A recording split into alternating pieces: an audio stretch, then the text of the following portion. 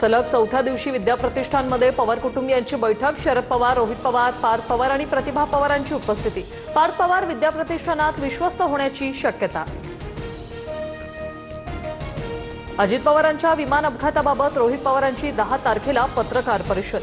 तर दोन्ही राष्ट्रवादींच्या विलीनीकरणाबाबत चर्चेबाबत 12 फेब्रुवारीला बोलणार, रोहित पवारांची माहिती. मुंबई महापौर पदासाठी भाजपचा चेहरा ठरला. मुंबई अध्यक्ष अमित साटम यांच्याकडून रितू तावडेंच्या नावाची घोषणा. तर शिवसेनेचे संजय घाडी मुंबईच्या उपमहापौर पदाचे उमेदवार. मुंबई महानगरपालिकेत महापौर उपमहापौर निवडणुकीत उमेदवार देण्याविषयी ठाकरेंच्या सेनेचा आज निर्णय होणार. 12 वाजता 65 पैकी वरिष्ठ नगरसेवकांच्या उपस्थितीत आज मातोश्रीवर निर्णय होणार. बैठक सुरू.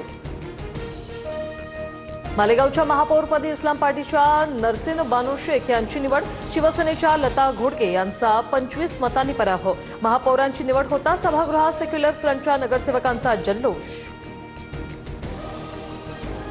पुण्याच्या आंबेठाण जिल्हा परिषद गटात एनसीपी उमेदवाराच्या पतीवर जीवघेणा हल्ला. हल्ल्यात शरद बुट्टे गंभीर जखमी. बुट्टे यांचा काही दिवसांपूर्वी भाजपमधून राष्ट्रवादीत प्रवेश.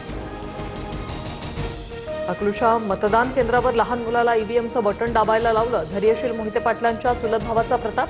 अर्जुनसिंह मोहिते पाटलांच्या कृतीवर केंद्राध्यक्षांचा आक्षेप.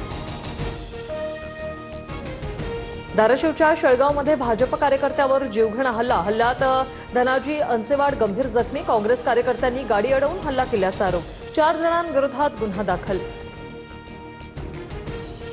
शेगावात संत गजानन महाराजांच्या प्रकट दिनानिमित्त उत्सव. आज आणि उद्या समाधी मंदिर दर्शनासाठी रात्रभर खुले राहणार. भाविकांच्या सोयीसाठी मंदिर प्रशासनाचा निर्णय. बिहारमधील पूर्णियाचे खासदार पप्पू यादव यांना अटक. कोर्टानं जप्तीचा आदेश जारी केल्यानंतर 3 दिवसांनी कारवाई. 31 वर्षापूर्वीच्या खटल्यात अटक. अटकेवेळी कार्यकर्ते आणि पोलिसांमध्ये वाद.